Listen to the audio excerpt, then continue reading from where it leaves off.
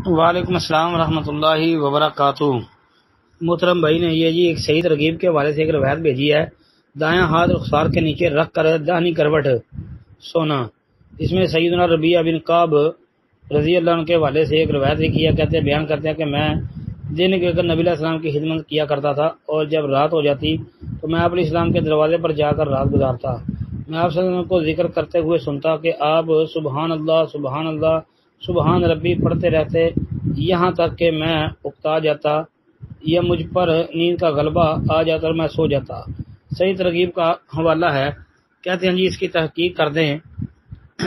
جی یہ روایت امام نسائی کی السنن الکبریٰ کے اندر 10,632 نمبر پر موجود ہے۔